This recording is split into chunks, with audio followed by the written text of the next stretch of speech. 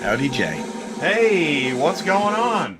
It's been a while, man. Welcome back. I know, it seems like a long time, It happens when we're busy, and right? it's trade show season. It's trade show season. I know, it's hard to find that window of time, but we found it. And here today with us too, we brought Ty along with us. Ty is Ooh. in the woods. In the woods. And hey, this is a big deal too. To be on Brian's show. Thank you, Brian. I appreciate that. And to have You're Tom. welcome. I mean, And this is really cool. We have Tom. So Tom Kline has been on ATI before. We catch up with him live at trade shows. But for those of you not familiar, Tom, please say hello and tell us a little bit more about you. Hello, everyone out in podcast land. I'm Tom Kline. My company is Better Vantage Point, and I help specifically dealerships, but in all industries. I'm a risk mitigation consultant, and I like to use the analogy that running a business or running a dealership is like trying to tuck an octopus into bed, and the tentacles keep flopping out, as Ty is demonstrating for you. And what I do is try to keep the tentacles tucked in and try to keep things running smoothly and make sure that if you have a problem, you have a way to address the problem. So that's what I do. Ty, I was on the single shot. Give me the octopus again, please. Oh, Ty the man, octopus. it's Yeah, this is going crazy.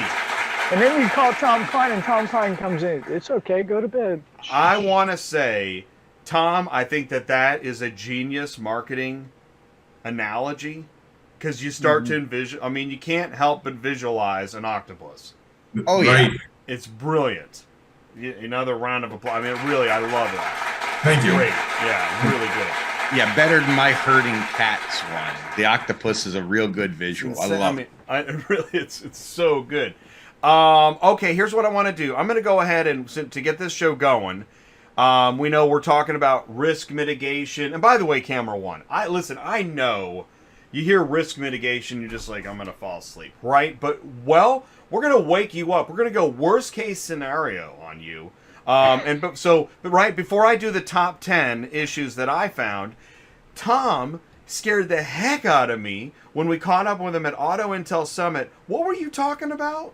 Like, maybe your truck could get hit by another truck, and you were talking about worst case scenarios. What, Ty, do you remember what he said? I remember we were talking about what happens if your parts truck or your lot porter hits a school bus full of kids. Yeah. That was the worst case scenario. And I mean, I do some expert witness work, and as an example, in fact, here for show and tell. Oh, expert witness. That's the other thing that scared me. Exactly. Here we go. This Dude. is Oh my gosh. so that's it's where the sale in that particular case. I can't talk about too many particulars, but Of course. let's just say the salesman flipped the car during a test drive. Oh my god. Okay, this is what we're talking. Right, this is awful. Like, you know how America's Funniest Home Videos are not funny and they're terrible Right. and people are like getting hurt? Right. This is worse. This is worse. The things. Oh, yeah.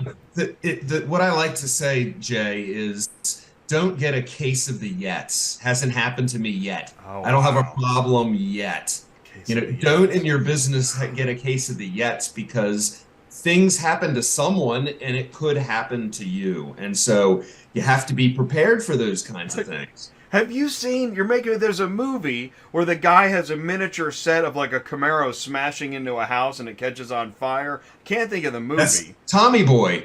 Is that Tom? He knows the movie. This is And he does crazy.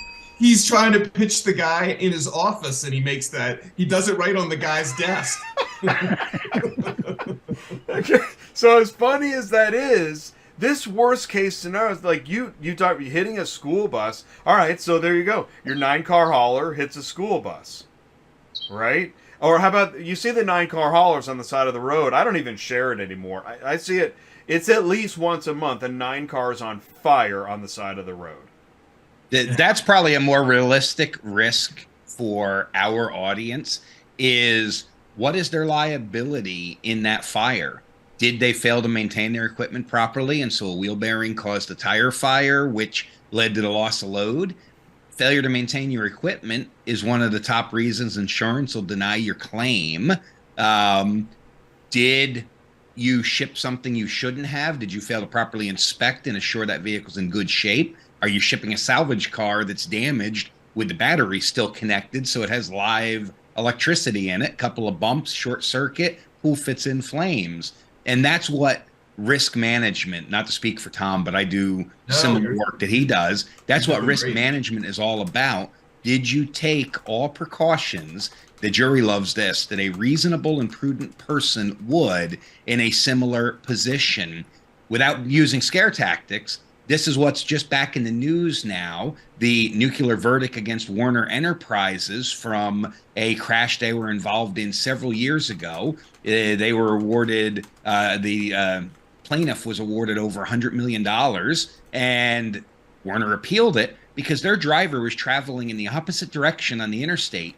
The plaintiff vehicle crossed the median and struck them head on, but they were found majority party responsible for the injury because their professional driver should have used better judgment and stopped because the roads were icy.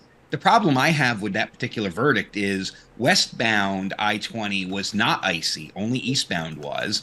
The operator of the vehicle that lost control and struck them had no valid operator's license and was traveling between 50 and 60 miles per hour, where the Warner truck was traveling well below the posted speed limit in the, I think he was doing 38 miles an hour at impact.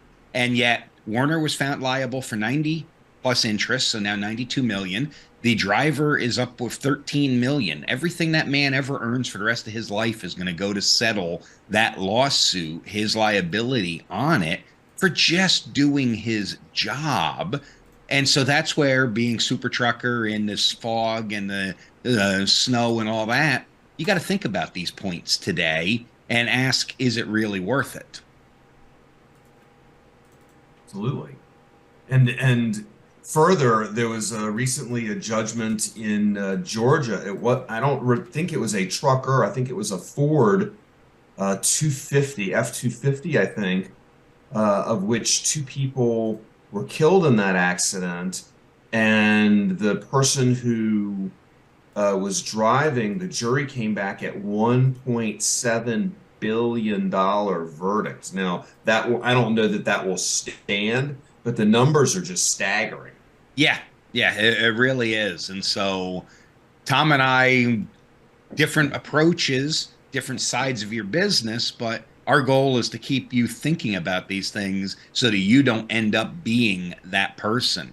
Don't be desperate to put someone that's not qualified in your truck moving a vehicle. Don't be tempted to let your driver bring his teenage son with him and move cars out of the auction, pull them out of the auction and bring them to your truck. You're responsible for all of that. So these are very important points to operating your business. I want to state, so it's not just the things you can't predict, like crazy crashes, someone coming out of nowhere, but the little things that you think won't matter. Right. And they do matter. Yeah. And that's where expert witnesses, and I too practice in that field, we understand your business operations and the way they're supposed to be. And so we can tear it apart when something is wrong. And I'm not saying that I necessarily do that. I do work plaintiff and defense cases, but there are people out there that specialize in working for plaintiff attorneys, your trial attorneys, that come after you, that will tear you apart. And they use what's called reptile theory to appeal to the primitive portion of the brain of the juror that tugs on emotion so that they add zeros. And if you have any bit of liability for your actions or negligence to prevent these actions, that just adds zeros to the settlement. So Todd, did I catch you? Okay. No, I was just going to add one quick thing to what Brian said. Some place to start where you can start today. Here's one item you can do to start today. Not exciting stuff, but important stuff is consider looking at your commercial policy and start by reading the exclusions. see what's not covered. Because if you can see what's not covered, all of a sudden you'll think differently about your business. No question about it. So if you want to know what you can do right now today when we're done is get a copy from your insurance agent and read what is not covered. Second to that, and Brian can chime in here, second to that is check your limits. How much total coverage do you have? And the kind of the conversation I have is how much is your enterprise worth on a consistent basis? If you were to sell it today, how much would it be worth? If you don't have at least that amount of umbrella insurance to cover that, then you are woefully underinsured and you should consider higher limits. Now, that's just getting up to that point. I would advocate it has to be higher to make the number big enough that if you have a problem, that a lawyer will be satisfied with 40% of that number in order when he brings a case against you. Brian, you have thoughts on that? Excellent points. And for our audience in particular, most of our audience today are owner-operator, or they are heavily involved in operating their business. So even if they are incorporated or an LLC, it's easy to pierce that protection or perceived protection of the corporate veil. If you are the guy telling your driver or directing your driver to do something or training your driver or physically doing it yourself, they're going to go after your personal assets, not just your business. So make sure you are covered for whatever you want to protect. You can't just hide it and run away. And in a lot of states, it doesn't matter that your spouse owns half the house. They can still attach it. They can attach retirement. I had a very sad case I'm aware of where a driver did something wrong because he wanted to use his favorite truck and it wasn't the appropriate truck for the job. And they attached his retirement. So when he passed on, his spouse doesn't even get anything. He left nothing to the family. And so exclusions will scare you in your insurance policy. And it is important to know what is not in there and to make sure that you are properly covered, not just for your average everyday cargo loss, for that catastrophic loss that will happen. It's not a maybe, it is a will happen. We just don't know when. I got a quick question for both of you. To me, what I'm hearing, this starts sliding into, let's get the trust attorney involved and start setting up trust. Is that next step, or where does that fall?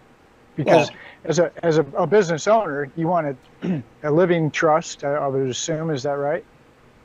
Yes and no. There are still ways to pierce that if they can determine it was set up too close to the loss or after the loss, that it was an asset protection scheme and not a legitimate use of a trust. But I am not an attorney. I am not giving legal advice. You brought up a very valid point. Validate what we're saying. Don't take your advice from a couple guys on YouTube. Right. Validate what we're saying with an attorney. Time out, everybody. That's right.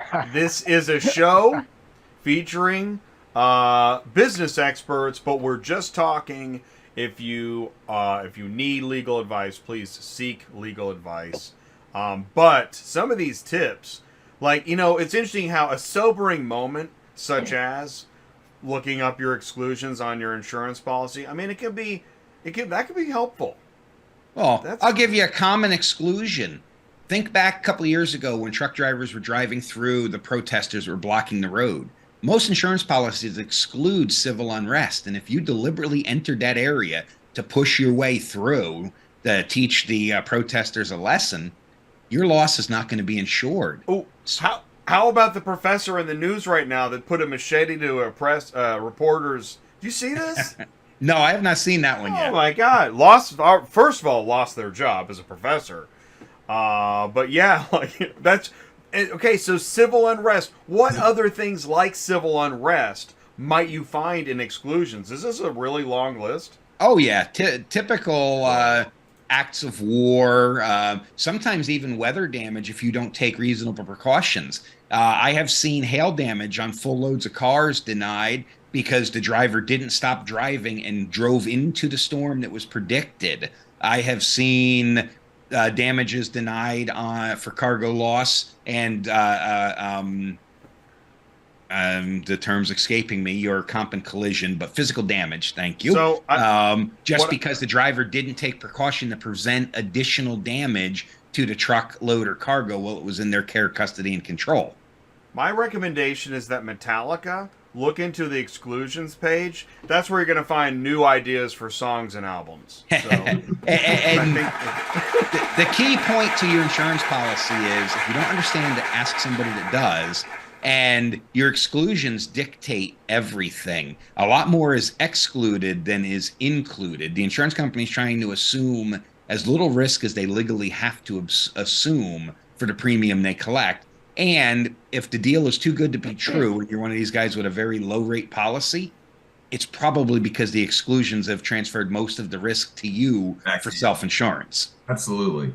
Absolutely. And one, I mean, a very pragmatic thing to do today is also take a look at how much each load is insured for, because the prices, if you've just been renewing your policy year after year and you don't look at this item, with cars going up in price so much, 9 cars times 60,000. Well, I think the average car now is 49,000. So depending on what kind of product you're hauling, if it's a $80,000, then all of a sudden, 9 times 80 is 720,000. If you only have 500,000 on that limit, you're self-insuring that extra, 200,000 or so. So yeah. That's really interesting because, okay, so on that value of the vehicle, Ty, go ahead. I'll come back to it. What were you going to say, Ty?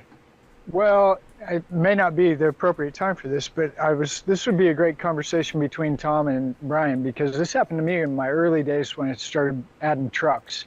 I pull into a dealership that's a client that we do a lot of business with. The owner comes out, Hal Roper, and he says, I need to see a copy of your work comp insurance. Mm-hmm. Like, I'm a one-man show at this time, and why I'm not even on your property. I didn't say that, but he took the time to explain to me, yeah, but if you had drivers and they come on, something happens to them, they're going to come after us. So between the two of you guys, help the audience explain, like, Tom, why does the dealer even say that? And Brian, what do we do? So what the reason the dealer is saying that, Ty, is because he doesn't want any accidents that would happen to that driver to come on his policy and his experience, because that just increases his rates. So a good risk mitigation practice is to make sure all of your vendors have insurance. So to put it in the trucking, if you're doing your own maintenance on your own truck, if you have a small shop and you're getting rid of your used oil, as an example, who's hauling away that used oil? And do they have insurance? And you'd be surprised, they don't usually have pollution insurance is the only thing that covers that. So you would be surprised that people who are hauling away that oil don't have insurance. And if something happens to that oil, you're held personally liable as well as your company. So it's called joint and several liability, which means any assets you have, either from the corporation or from you personally, are going to be held responsible for that. Brian, you want to add to that? Yeah, absolutely right. And your waste oil example brings back memories from many, many years ago with a waste oil hauler that went over a weight-restricted bridge in New Jersey, landed his truck in the creek, and they were not insured adequately for pollution mitigation. So they went back and looked at the manifest, and the 15 or 20 stops that made up that 3,000 gallons of oil, they each paid a proportionate share of that cleanup. And so, yeah, what this is, Ty, is the joint employer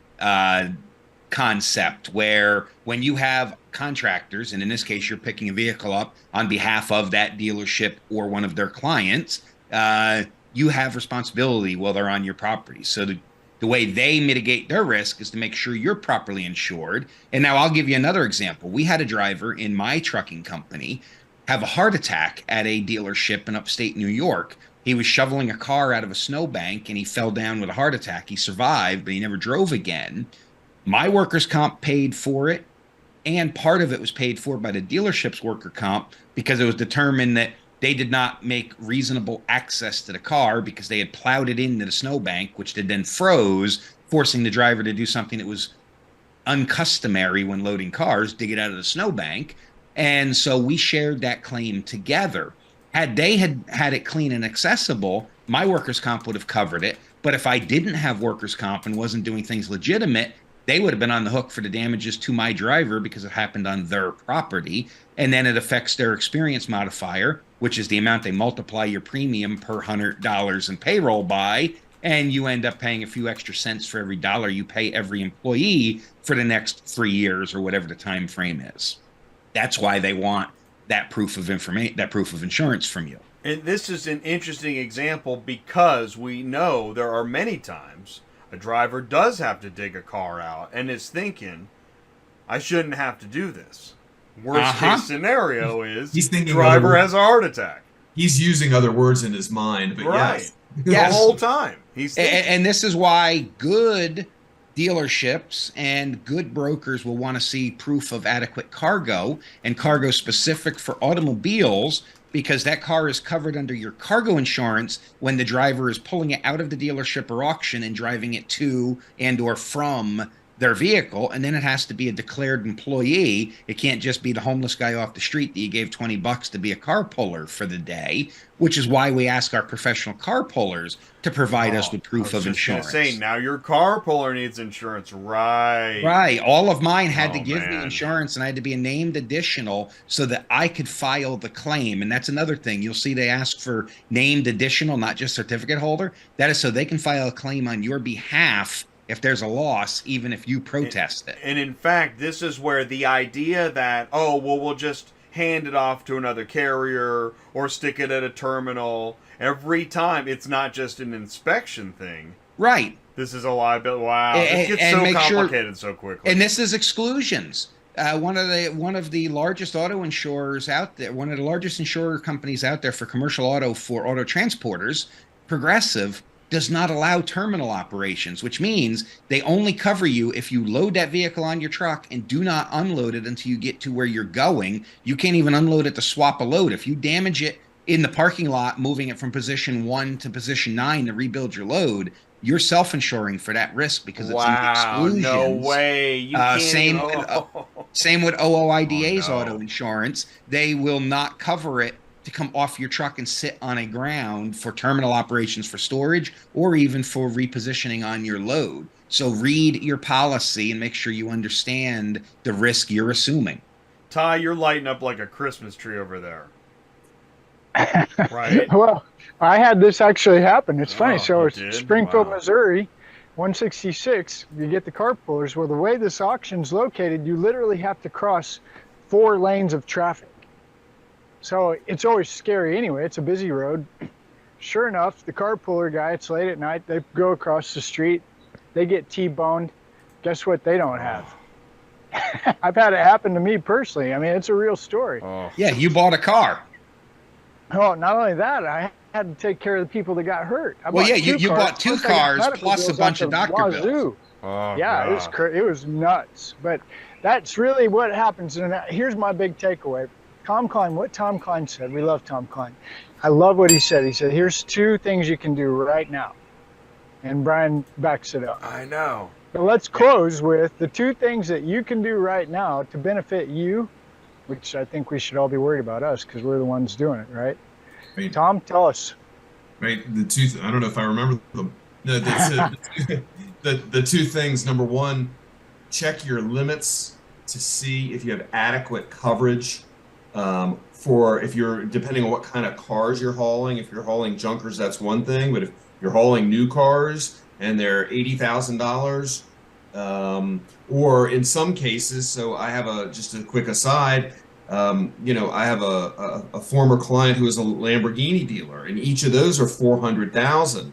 And usually there's a cap, and Brian, you correct me if I'm wrong, but there's a cap that they're only going to pay $100,000 maximum or $250,000 maximum. So if you're hauling Lamborghinis, you need to check both the total value maximum of the cars that you're hauling and the single car maximum. So do some quick math and figure out if you are hauling those expensive cars. And I knew a guy that he was like, "Hey Jay, I'm doing great," and I was like, "Really? What do you know?" He's like, "Oh, I'm making a ton of money," and he was hauling these high-end cars, like $100,000 plus cars, which isn't even the highest end, right? But he's hauling 3 at a time on an open trailer, I think between dealerships or something. And I'm like, man, I mean, I realize the money is pretty good, but for that amount of risk, it's not that good. No, not at all. And let's remember two other very important, very expensive and hard to obtain and often not obtained coverages in the auto transport world: diminished value and constructive total loss. Because when I have my one of a kind Lamborghini and it needs body work, even if it's only $30,000 or $40,000, well, you just knocked another 100,000 off of its value, and I want to be compensated for that as the vehicle owner. Or constructive total loss. Sometimes damage that only has $1,000 worth of actual cost to repair. When it's a brand new vehicle, the manufacturer will say, oh, that's a structural component. Roof damage is number one, and we're going to total the car. Well, your cargo insurance is only going to pay the value of the repair minus the salvage value of the vehicle, which would be what it would sell at used at the auction, or sometimes only the value to repair. And you are on the hook for the rest if you do not have constructive total loss. And the insurance company normally will exclude the salvage value because they don't get to take possession of the car and sell it at the salvage auction, because the manufacturer wants it destroyed with proof of destruction. So you're sending a brand new $70,000 F-150 pickup truck to the crusher that you paid 70 grand for because you weren't properly insured on it. So that's very important when you play with new cars or even some used. I'm starting to see dealerships that are going after diminished value to make up for what they're losing when a car has to be declared, because every state has a different law on where you have to declare previous repairs to it. And once they have to declare the car's been repaired, they want that markup, the difference of what it should have retailed for. Oh my god. Okay, so let's do this. We're 30 minutes into the show. I'm going to do like a speed round. All right, here we go. So I've got 10 I don't know what'll happen with this. I got 10 article topics. Here we go. How about people that say insurance is too expensive to pay for? Okay. Yep. That's a big problem. You need to be covered for the under or uninsured motorist, and the underinsured is most important because you might have a $500,000 worth of cargo and a $400,000 car hauler. So you got $900,000. Some idiot wrecks it in front of you, and they've got state policy limits of $10,000 or $15,000 of public liability. Your insurance company's paying the difference. So if you're not properly insured, this all goes back to what Tom said from the beginning: know your coverage and read your exclusions. You are just out $790,000 between the truck, trailer, and cargo. Understand what risk you're taking. Go ahead, Tom. I was just going to say to chime in here real quickly on this issue. Consider going back. Yes, it's expensive. It's always going to be expensive, and it's getting more expensive, unfortunately, for all business owners. But consider going back to your insurance professional and saying, hey, I'm willing to put more skin in the game to lower my premium. So what would happen to my premium if I have a $5,000 deductible or a $10,000 deductible or a $20,000 deductible? Because even though $20,000 may be painful, and it is painful if you have an accident, maybe that brings the premium down to a point that you're comfortable with it. And even if you have to pay that $20,000 or get a loan for the $20,000, you probably can do that rather than go without insurance. Get the higher. It's called a deductible. Some people call it a retention. Get a higher deductible or retention every time before you would ever consider foregoing the upper limits of insurance. Oh, I agree with that because wholeheartedly, and I would rather have 20 grand sitting in a money market account earning today 4 or 5% interest on it in the bank, and even pay out my claims that are under my deductible. So have a high deductible policy to keep my overall premium down, self-insure for the smaller risks to keep your loss run clean. And on the major catastrophe, you're going to empty out that 20 grand that's sitting in the bank, but you probably will save more than that in premium if you can go 2-3 years without a insurable loss that has to go on there. Because remember, your premium's going up again after that when you have an insurable loss. They're going to get their money back out of you one way or the other. When I was in California, now this is 20 years ago, but it seemed like when I signed up for car insurance, they're like, oh, yeah, and you need uninsured motorist insurance. And I'm like, what? And they're like, yeah, there's just way too many people on the roads in Los Angeles without insurance. Now, that was 20 years ago, and I'm thinking, that is kind of crazy. But it's true. And unfortunately, a lot of states let you waive that coverage. So to save $5 or $10 a month, people waive this coverage. And this is not just for your trucks. This is for your personal cars, too. These same principles apply to your personal risk of operating your own automobile or anything else you do in your life. Okay. All right, let's go to number 2. Improperly secured load. Yep. Go ahead. This is why cargo securement is more than just worrying about your CSA score and what the DOT will charge you with. Again, negligence. You didn't properly secure your load. It falls off. We've all seen the video of the ambulance falling off the Sun Country trailer and bouncing down the road. That's crazy. We've seen cars bouncing and fall off of car haulers. Well, that falls off in the middle of the road and somebody hits it. Very sad but true story, not a car. But here in the Poconos where I live, somebody was hauling a prefabricated concrete wall and it fell off the trailer in the middle of the night, and somebody struck it and was killed. And that trucking company is out of business because of their liability there. So there's reasons we have these rules, and it's easy to point and say you did not act reasonable when the rules call for securement forward, backward, up, down, left, right, and you put one strap or one inadequate strap or chain or hook it to the wrong spot of the car. I can point to that, and those don't even go to court. They just settle for policy limits. So yeah, I hurt somebody like this, and I've got $1 million public liability backed by my MCS 90. They're going to come after me, and my insurance carrier is going to settle that. You're going to have $1 million loss on your loss run, probably get dropped, and then have a hard time getting insurance again. Did I miss anything, Tom? Bankruptcy? Yes. Oh, geez. BK, throw These BK guys, we got to party with these guys. You guys want to go to the islands and party? Let's do this. We're really good guys, though. We're trying to keep you from having this happen to you. Truck cameras, truck and trailer cameras. You know I'm a big advocate of these. I don't mean to steal all these from you, Tom. No, I'm a big advocate. I keep these even in my own personal vehicle, and I strongly support driver facing, and I get a lot of backlash over this. You have no reasonable expectation of and they privacy protect the driver. They're helping that's the thing. Correct. Isn't that funny? It's usually helping the driver. That's what the study says. Unless you are an idiot doing stuff wrong. Loading your Glock and stuff. Yeah. You know? Yeah.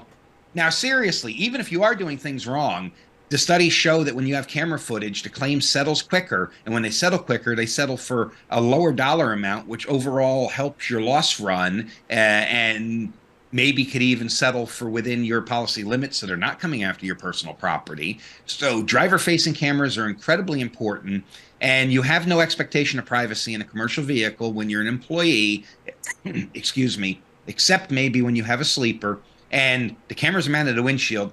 Every sleeper I've ever been in, the bunk curtains cover the windshield, so they can't see what you're doing. They're not going to see you picking your nose or whatever after hours. So look around. There's cameras in your office. There's cameras in the Walmart. There's cameras in the gas station. There's cameras on the road. Is it possible to have like an hour of where the camera's on from 8 a.m. to 6 p.m. and it turns off, turns on? Well, depending upon the camera you use, most of my clients use Samsara, and I have access to it as if I was one of their administrative users.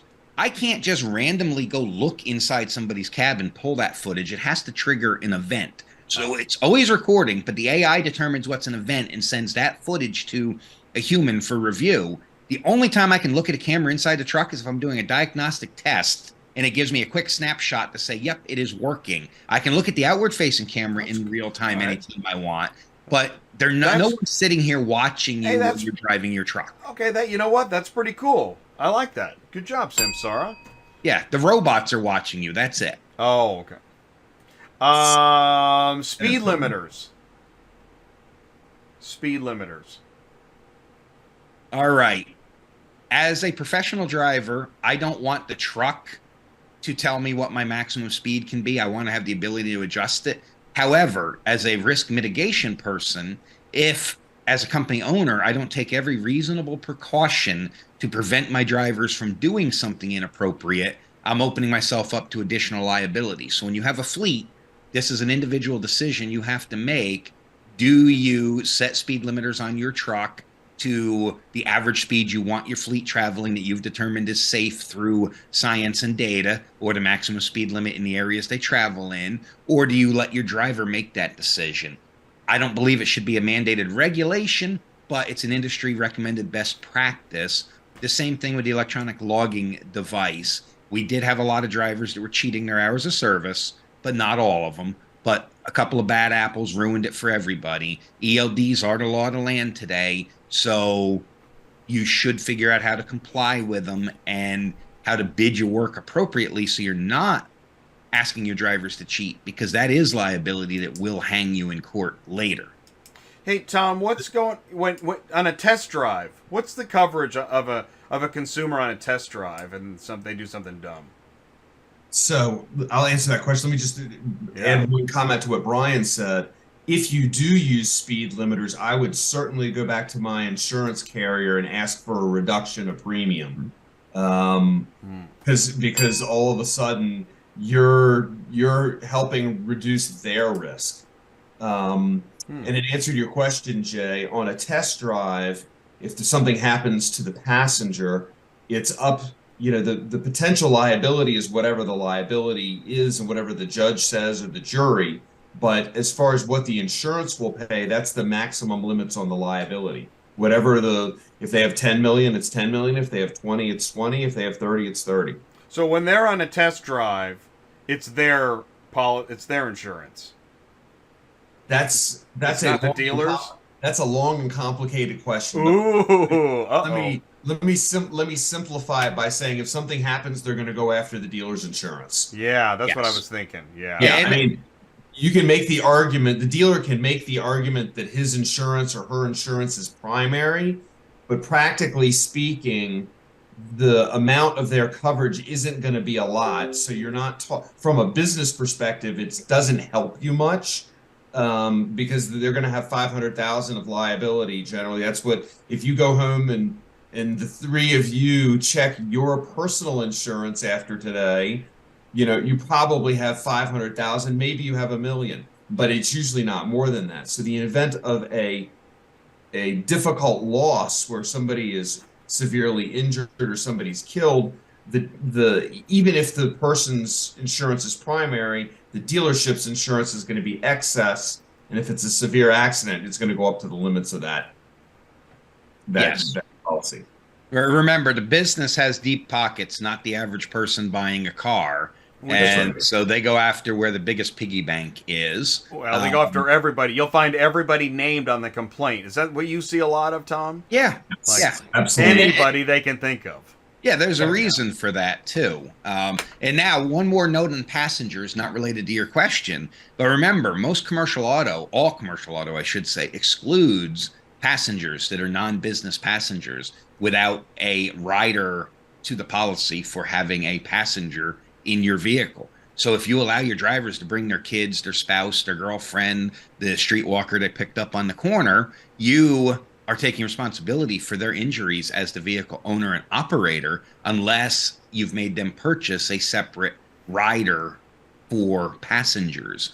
And even then, it still is severely limiting what it covers. And you can get someone hurt. They can file a lawsuit. I've seen 6-figure settlements just because someone slipped and fell climbing in or out of your truck because the driver didn't instruct him to use 3 points of contact climbing in the truck. I've been an expert on several of those cases. Wow. Good times. Party animals. All right, so here's for Christmas dinner. Exactly. Everybody's coming over. Okay. We'll pick an icy night, lots of drinking. Okay. I was about to start truck driving for a company, but failed. I came out positive for methamphetamine. The only drugs I've done in my life were weed. I'm trying to think how I got that in my system. I did have some drink with a cancer patient. I don't know if he mixed. Maybe my hands touched it somehow, or I've been eating fast food almost every day. I don't know if one of the employees' hands had some particles on it. I don't know what to do. Don't do meth. because unless the test was contaminated, and even then they test the split sample if they're following the procedures properly, you don't accidentally test positive for the threshold for a DOT pre-employment test for methamphetamines or any other substance. It is a myth that poppy seeds will make you test positive for opioids on a drug test. So you're not going to get a positive because somebody touched your fast food or you took a sip from a drink with a cancer patient or anything like that. You have it in your system for some other reason. Maybe it is a legitimate reason, and this is what the medical review officer is supposed to do. Look at any medicines you've been prescribed and see if they will create a false positive, because there are some documented cases of legitimate medicines creating false positives. But what you do, real short and simple, immediately when you're told by the MRO that, hey, we tested positive, you demand the split sample be tested. They can make you pay for it, but if it comes back as a negative test result, then the employer has to reimburse you for that. If it comes back positive, then you have a real problem. So yeah, I'm going to say you have another social problem in your life because you don't accidentally test positive for meth on a DOT drug test. So the topic here is drug testing. Who wants to add a drug? I mean, because I saw an article. I mean, marijuana use is up like across the nation, right? Changing laws and everything. Who wants to touch drug testing? It's my most requested speaking subject this year is marijuana and the truck driver, because we've talked about it ad nauseum before, but people are accidentally testing positive and ruining their career for using what they believe to be alleged zero THC over-the-counter products because they're not. The lab only has to test below the threshold, which happens to be the same threshold for a positive test, 0.3%. They test positive or test below that once, and they make endless batches without an individual certificate of compliance for each batch. You throw your career away, because whether you ingested it as a over-the-counter product that was supposed to be legal, had a prescription for it, it's legal for recreation in your state, it's still federally prohibited. And this is why our drug testing rules are the way they are, because they're based on because we're a federally regulated industry.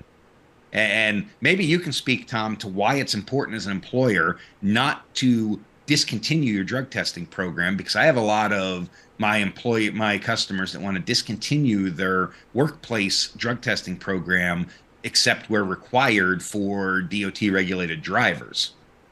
Well, you get a break on let's start with you get a break on your insurance costs. Let's start there. If you have a drug-free workplace, I think I don't recall specifically, but up to maybe 10% on your workers' comp rates. Is that right, Brian? That sounds about right. And what about the risk you have when you didn't do everything reasonable as an employer, and I have one of your employees that injures me as a customer or an innocent bystander, and we can prove that they were impaired? I mean, that risk is huge. It's huge, and when you're talking about post, there's two things here. There's pre-employment screening, which is one question, which is a whole different thing for the trucking industry versus car dealers. And then it's post accident testing, which only goes to really, in most cases, insulate the business based on the fact that they don't know that this person is doing drugs, and all of a sudden they are, and they didn't know unless they knew that they were doing drugs and just condoned it and said it's okay, and here's a vehicle and go drive and go have fun. Yeah, it just doesn't happen very often. Yeah, and I have clients that are trying to reduce or expand the labor pool because they're having a hard time hiring, so they've removed marijuana from the drug testing program, or they've just discontinued drug testing altogether, and it's coming back to bite them because now they can't prove that they knew this was a clean employee because they never did a pre-employment. They didn't have any type of workplace random. And now we had an accident where they got hurt. And I have seen it come back. Well, my supervisor had to know I was stoned. I looked like it. I got in the parking lot and toke up in lunch, and he let me cut my arm off. This is a legitimate case we're working right now. And so the employer is going to take liability for that because the employee says they knew I was using and they let me use the dangerous tool anyhow. I'm just here for the paycheck, man. I do what they tell me. And that is what happens today. I'll let you know how that one works out. Whoa, that sounds crazy. Yeah, keep us posted. Future episode. All right. How about this one? Here we go. This is a absolute crossover. Illegally parked auto carrier is delivering to a dealership. Well, the truck driver has liability for being stopped in a public roadway where he does not belong. That's not a loading zone. Doesn't matter that the Chevy dealer is right there in the background.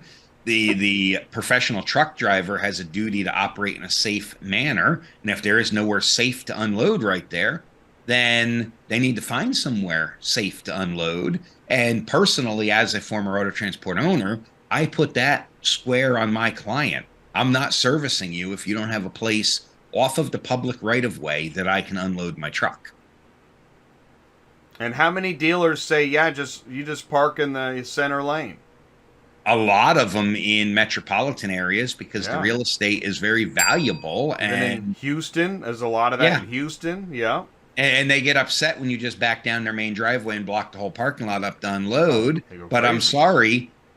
We've had people killed where the carrier has been liable for it because their ramps were down and they didn't realize the truck was stopped. They drove up the ramps. We have had drivers injured and killed. A good friend of mine almost was killed, and he's severely hurt. He was unloading on a public roadway similar to this on the curb, and somebody struck him when he was right about between the truck and trailer, and he was out of work for over a year. He's back to work now, but this is a huge liability, and you as the professional truck driver know better than to park in traffic. And if you are going to stop in traffic like that, well, you need adequate warning.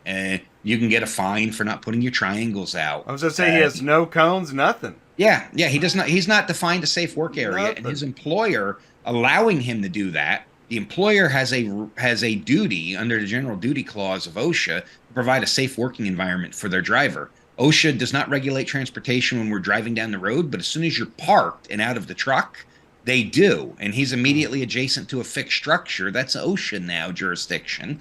The employer has a responsibility to provide him a safe working zone. And I would be willing to take this to court and challenge that if that driver got hurt or somebody else got hurt, the dealership has a joint liability under the premise of joint employer liability we were talking about earlier, because they didn't allow that driver to have a safe place to deliver their vehicles. I don't know. I might be a little off base on that. What do you think, Tom? I haven't seen any specific cases about that, but I would say that it's a good argument. I mean, I would say that I would say certainly a judge would let that go to a jury. Let me say it that way. So what do you advise your dealership clients with regards to shipping and receiving vehicles on their property? Do you have any specifics that jump out at you as a higher or a better best practice for managing that risk? Have a policy and follow it, right? Just make sure that the sales manager doesn't say, well, just I don't know, I'm trying to sell cars. You go unload your stuff and none of that. So I think we just found another tentacle. Yeah. Ty does it better than I do. Right. Ty, do your tentacles. Yeah. Awesome. All right, that was a good one. That was a really good one. Double brokering, I don't know if we only have about 10 minutes left. I'm going to throw these out and we can pick one. We got double brokering. Account security. I mean, this is going to be everywhere. Whether you're a carrier, go ahead. This is critical to have a policy on, and then to audit your employees on these phishing and other account security, because we have drivers doing stuff on their mobile phone, connecting to public Wi-Fi, etc. You're exposed to a lot of things, and IT security, it's another thing you can insure for, but not everybody insures for cybercrime properly, and it can shut your company down. And I'm sure Tom can elaborate on the risk you have when you have client information that gets exposed at a dealership. There are very specific laws on protecting non-public personal information. Yes, there are. And there's a new deadline for June the 9th under the Gramm-Leach-Bliley Act. They changed the definition of PII, or personally identifiable information. October of 21 is when it came out. Then it was supposed to be enforced on December 9th. Now it's June 9th. But now PII includes anyone's cell phone or email address is now considered PII, where before it was basically, date of birth, social security number, that kind of thing. So, and we could have, 5 shows on cybersecurity. Oh my gosh. And I can't imagine. I mean, it's only 2023. We're in the stone age of how bad it's going to get. And Jay, let me add to the PII, personally identifiable information. Those of us that transport POVs, personally owned vehicles, we have the same exposure that the dealership has where someone left their pay stub in the car or other personally identifiable information, that if we don't take appropriate measures to secure that vehicle properly, there's liability that transfers to you when somebody can just pilfer through it because you left it unlocked in your storage yard and see information. So again, you have to lock and secure your vehicles, secure the property you're storing them at. There's a whole list, and I am not an expert on the Graham-Bliley-Leach Act and its protections, but just say if there is something that can identify your client that's not public, like their license plate number that's on the car, you have a duty to protect it. That a fair summary, Tom? Yeah. I had this thought. Instead of being a car hauler, just be a jewelry hauler. And you can use like shoe boxes and haul jewelry around. Is it that much different? It's probably easier to be an armored car carrier and haul money around. Oh my gosh. And on double brokering, there is a risk there to you as well. Because course. if you fall victim to a double brokering scam, you may not get paid. You might have to do a lot of extra work to track down who the original shipper was. They do have an obligation to pay you if you can prove that you were scammed. But there's also the liability of loss if you thought you're going to be smart and broker a load out to somebody and it's a scam or sham or underinsured carrier that took it from you. If your name is on the bill of lading, you are the one responsible for it. And so if it's on somebody else's truck when the incident happens, your insurance is not going to cover it, and you will end up personally liable or your business assets liable for that loss. And for what? A few $100, right? Yeah. It's like, man, it's just not worth it. Yeah. EVs? Boy, oh boy. I know. Ty's like, we almost made it through this show, and you had to bring up son of a... Yeah, we can skip that because there's risk to it, but... Sorry, Ty. And now the AB5 is my last one. AB5, anybody want to say anything? Oh, EVs really quickly. We have a risk of fire and other loss on them. And even in states where you get permission to be over what is standard gross and even over axle, if you're over what your vehicle is designed for, even if it's legal, you're still exposing yourself to liability for using the equipment beyond manufacturer's design. And some, if not all, trial attorneys will still say, well, yeah, 84,000 pounds was legal, but 80 is the standard. Don't you think that truck was a little too big? He was being greedy. He could have just left one car off. And even if you're not doing anything wrong, you're still going to have a problem. Ladies and gentlemen of the jury, don't you think he was being a little greedy? Yeah. It happens every day. And AB5, that just reminds me to remind you, make sure that your contractors are actually contractors and not employees, so that you are properly insured for the risk that they are assuming, or you are assuming, will they work for you, and you have workers' comp insurance on them. There is no such thing as a 1099 employee. They are a contractor. Ooh, good point. Red flag. Yeah, you have an employee or you have a contractor. 1099 versus W-2 is just the form you use to report the money paid. One are wages paid to an employee. The other is payments to a contractor. And if they're driving your truck at your discretion, they are not a contractor. I don't care what anybody else says. And Brian, that brings up a good question, which I don't know the answer to, which is, do insurance policies for truckers have exclusions based on whether they're independent contractors or employees? And is it a potential problem if they're an independent contractor, or they say they are, that the their insurance won't pick up a claim.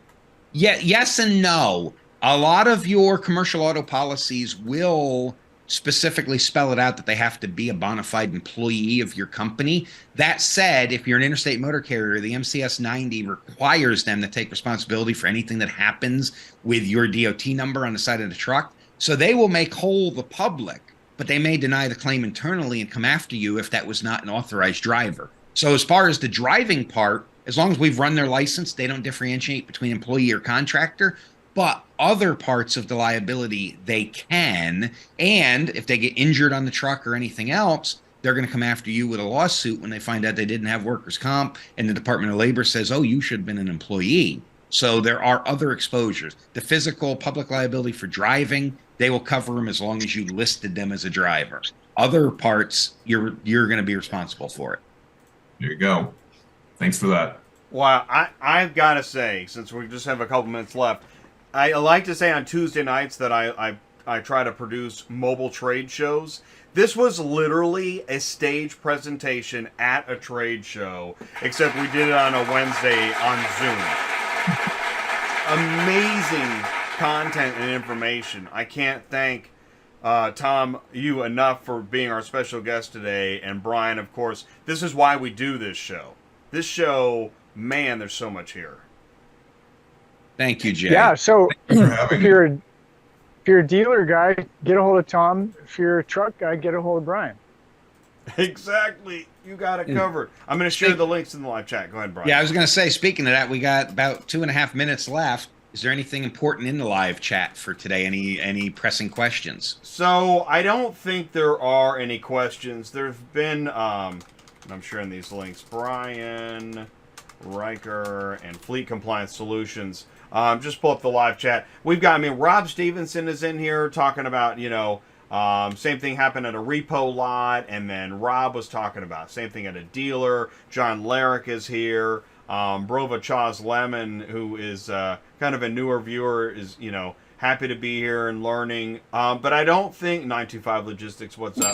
But I don't think any specific questions, because I just didn't want to miss any. Well, and I appreciate that. I think there was a lot of jaw dropping, and that's a hard time to ask a question. Yes. A lot of nervous, sweaty.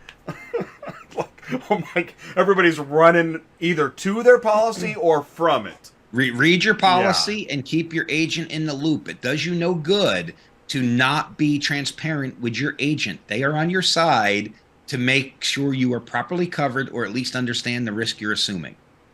Wow. Amazing stuff. And if they don't have the answer, call Brian. Or Tom. Oh, Brian and Tom, I see another future opportunity. Tom, thank you. Yeah, go ahead, Ty. Well, so this is really cool. I don't know if I've told anybody this, but when I first met Tom, probably the second time, I was like, I always think about Brian, right? So, that's so it really cool. is it's really cool to have both you guys together, and I do appreciate it. Thank you so much, because we really appreciate Tom and what Tom does and the light he brings to us, and same with Brian. And you guys are really cool, and you're really important. So thank you very much for supporting us with your time. Thank you, Ty. Thanks for having us. I appreciate it. Yep. Appreciate that so much. All right, gentlemen. Hey, there's a big weekend coming up, so be safe, enjoy yourself, and try not to think about all the bad stuff that could happen. And remember, cargo theft increases over the holiday weekend, so secure your vehicle. Yeah. And stay out of Florida. They've been stealing car haulers left and right. Oh, my gosh. Isn't that the truth? And if you didn't properly secure it, they may deny your claim. Great. And we got to get together around the 4th of July. I smell a party. What can go wrong? That's all right. awesome. Make sure you have insurance for that party, Jay. Nobody's coming over. Nobody's coming over. Ability insurance. Nobody. Okay. Party of one. All right. All right, gentlemen. Thank you so much. Really appreciate it.